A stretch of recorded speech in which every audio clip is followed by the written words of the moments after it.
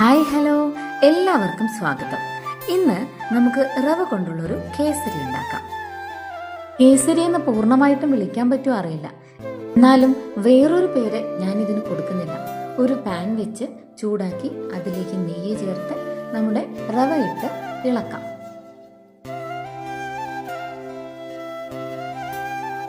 അതിലേക്ക് ക്യാരറ്റ് ചേർത്ത് നന്നായി കൂട്ടി യോജിപ്പിക്കാം. ഒരിത്തിരി പാലും വെള്ളവും ചേർത്ത് നന്നായി വെന്ത് വരുന്നത് വരെ കാത്തിരിക്കാം. ഒന്ന് പാകമായി വരുമ്പോൾ ആവശ്യത്തിന് പഞ്ചസാര ചേർത്ത് ഒതുക്കി എടുക്കാം. ഇത് മറ്റൊരു പാത്രത്തിലേക്ക് മാറ്റിയതിന് ശേഷം അതേ പാനിൽ വീണ്ടും നെയ്യൊഴിച്ച് കുറച്ച് റവ കൂടി ചേർത്ത് നന്നായി ഇളക്കുക. അരിഞ്ഞു വെച്ച ബീറ്റ്റൂട്ടാണ് നമ്മൾ ഇതിലേക്ക് ചേർക്കുന്നത്.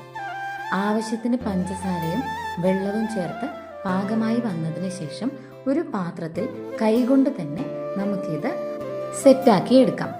തണുപ്പിച്ചതിന് ശേഷം നമുക്കിത് സെർവ് ചെയ്യാം. ഇഷ്ടമായാൽ സബ്സ്ക്രൈബ് ചെയ്യാനും ലൈക്ക് അടിക്കാനും മറക്കല്ലേ. Thank you.